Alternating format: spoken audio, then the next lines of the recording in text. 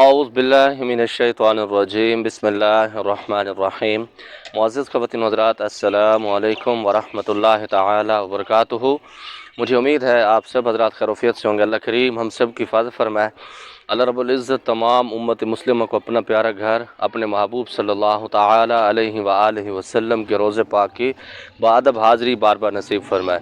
ایک میرے شاگرد کا سوال تھا کہ زکوٰۃ صغیر کیا ہوتی ہے، زکوٰۃ کبیر کیا ہوتی ہے، اور زکوٰۃ اکبر کیا ہوتا ہے اور اس کی حقیقت کیا ہے۔ تو سب سے پہلی جو زکوٰۃ ہوتی ہے عملیات کے اندر، وہ زکوٰۃ صغیر ہوتی ہے، جس کو سب سے چھوٹی زکوٰۃ کہا جاتا ہے۔ یہ بعض اوقات باموکل بھی ہوتی ہے، بے موکل بھی ہوتی ہے، اور بعض اوقات روحانیت کو بڑھانے کے لیے یہ طاقت، یہ زکوٰۃ ادا کی جاتی ہے۔ اسی کے ساتھ جو زکوٰۃ کبیر ہے، یہ تھوڑا سا اس سے بڑی زکوٰۃ ہوتی ہے۔ جس طرح ایک کہاوت ہے کہ صغیرہ گناہ جو ہوتے ہیں وہ اللہ رب العزت معاف کرتے ہیں، جو کبیرہ گناہ ہوتے ہیں وہ بغیر توبہ کے معاف نہیں ہوتے۔ صغیرہ جو ہوتا ہے وہ چھوٹا ہوتا ہے، کبیرہ جو ہے وہ بڑا گناہ ہوتا ہے۔ اسی طرح جو زکوٰۃ صغیر ہے وہ چھوٹی زکوٰۃ ہے، اور جو زکوٰۃ کبیر ہے یہ بڑی زکوٰۃ ہے۔ اور اس کے ساتھ جو زکوٰۃ اکبر جس کو کہا جاتا ہے، یہ سب سے بڑی زکوٰۃ عملیات کے اندر شمار کی جاتی ہے۔ جیسے آپ نے سنا ہوگا کہ حج اکبر کے نام سے ایک چیز ہے کہ جو جمعے والے دن حج ادا کیا جاتا ہے اس کو بڑا حج کہتے ہیں۔ تو یہ عملیات کے اندر بھی ایک کیٹیگری ہیں، زکوٰۃ صغیر، زکوٰۃ کبیر اور زکوٰۃ اکبر کے نام سے۔ اب رہی بات کہ اس کی حقیقت کیا ہے، اس کی بالکل حقیقت ہے کہ جو بھی عاملین، جو بھی بزرگان دین ہیں جنہوں نے عملیات کو شروع کیا ہے، پریکٹیکل طور پر کیا ہے، تو بہت سارے معاملات اس کے اندر کلیئر ہوتے ہیں۔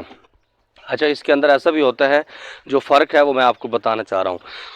جو زکوٰۃ صغیر ہوتی ہے، اس کے اندر پرہیز کے اندر کچھ کمی پیشی جو ہوتی ہیں رہ بھی جائیں تو وہ چل جاتا ہے۔ جو زکوٰۃ کبیر ہے اس کے اندر بہت زیادہ خیال رکھنا پڑتا ہے، اور جو زکوٰۃ اکبر ہے یہ بہت زیادہ احتیاط کرنا پڑتا ہے۔ اس کے اندر جلال و جمالی جو پرہیز ہے اس کا خیال رکھنا پڑتا ہے، گھر سے الگ رہنا پڑتا ہے، اور بہت سارے معاملات ایسے ہیں، جیسے کہتے ہیں نا کہ ایک ایک قدم پر آدمی کو سوچنا سمجھنا پڑتا ہے، اس حساب سے آدمی عملیات کے اندر کامیاب ہوتا ہے، ورنہ بہت سارے نقصان اس کے اندر اٹھائے جاتے ہیں۔ اب رہی بات کہ اس کی حقیقت کیا ہے، بہت سارے رزلٹ اس میں ملتے ہیں، کیونکہ کوئی بھی کام بغیر محنت کے نہیں آتا۔ اگر آپ عملیات کے اندر ہیں یا آپ کوئی بھی دنیا داری کرتے ہیں تو اس کے اندر جب آپ مال، جان، وقت، یہ تین چیزیں لگتی ہیں، مال، جان اور وقت۔ جب مال آپ کا لگتا ہے، جان لگتی ہے، تو وقت لگتا ہے، وہ چیز کی قدر و قیمت ہوتی ہے۔ اسی طرح عملیات کے اندر بھی جو آدمی مال لگاتا ہے، مثال کے طور پر کوئی بزرگان دین ہے، کوئی پیران اعظام ہے، اگر وہ آپ کو عمل فی سبیل اللہ دیتے ہیں، لیکن اس کا صدقہ غریبوں کے اندر تقسیم کرنا اور اس کے لوازمات کا خیال رکھنا جو وہ طے کرتے ہیں، وہ اس کے اندر بہت زیادہ ضروری ہوتا ہے۔ اس کے اندر اکثر عاملین نقصان اسی لیے اٹھاتے ہیں، جب وہ زکوٰۃیں نکال رہے ہوتے ہیں تو اس کے اندر بہت ساری چیزوں کی کوتاہی کرتے ہیں، اور اس کے اندر ایسے عاملین بھی ہوتے ہیں جو زکوٰۃ صغیر بھی نکالتے ہیں، لیکن وہ پرہیز جو ہوتا ہے وہ زکوٰۃ اکبر والا ادا کر رہے ہوتے ہیں، اور وہ اسی کے اندر کامیابیوں سے مالا مال ہو جاتے ہیں، کیونکہ وہ کہتے ہیں نا، علاج جو ہوتا ہے پرہیز سے بہت کافی سارے گناہ بہتر ہوتا ہے۔ تو اسی طرح جتنا آپ لوگ پرہیز کرتے ہیں اس کے اندر تو مقام پا جاتے ہیں۔ اس کی بالکل حقیقت ہے، کیونکہ عملیات جو ہے بہت بڑا شعبہ ہے اور بہت بڑی فیلڈ ہے، اس کے اندر بہت سارے معاملات ہوتے ہیں، اور اسی طرح لوگوں نے اس کے اندر کامیابی بھی حاصل کی ہیں، لوگوں نے اس کے اندر نقصان بھی اٹھائے ہیں، اور کچھ لوگ ایسے بھی ہیں جن کو کچھ نہ ملا ہے نہ کچھ حاصل ہوا ہے۔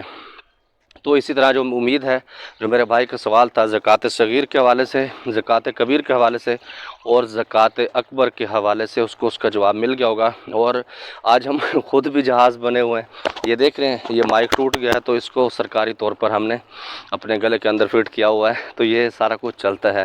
باقی الحمدللہ یہ برتی مکمل ہوگی، ابھی کچھ جگہ رہتی ہے، تو انشاءاللہ تعالی یہ ایک دو دنوں میں فائنل ہو جائے گی، پھر اس کو مکمل برابر کریں گے، تو پھر اس کی جو بنیادیں ہیں وہ دیکھیں گے کہ ٹائم کیسا ہے میرے پاس، جو مریضوں کو میں نے ٹائم دیے ہوئے ہیں اس کے معاملات۔ تو اللہ رب العزت سے خاص دعا ہے اللہ رب العزت بہتر فرمائے۔ اور آخری نصیحت آپ کو کرنا چاہوں گا کہ آپ کوئی بھی زکوٰۃ ادا کریں، چاہے صغیر ہے، کبیر ہے، اکبر ہے، کوئی بھی زکوٰۃ ہے، اس کے اندر پرہیزوں کا خیال رکھیں، اور جو آپ کو عمل دیتا ہے اس کی زیر نگرانی رہیں، اس سے رابطے میں رہیں، اور کوشش کریں آپ عمل ان سے لیں، ان سے عملیات سیکھیں جو رازدار بھی ہوں، اور اسی کے ساتھ آپ کا بھرم رکھنے والے بھی ہوں، اور لالچی آدمی نہ ہو۔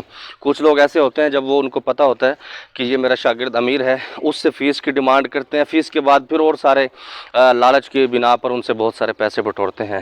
تو پیسے لینے میں کوئی حرج نہیں ہوتی، لیکن جو طے کیا جائے اسی کے اندر رہا کر سارے معاملات کے الحمدللہ اللہ رب العزت نے یہ اعزاز دیا ہے، جس سے فیس لیتے ہیں اس کے لیے جاگتے بھی ہیں، اس کو ٹائم بھی دیتے ہیں۔ اللہ رب العزت ہم سب کی حفاظت فرمائے، 100% دین کے مطابق زندگی گزارنے کی توفیق نصیب فرمائے۔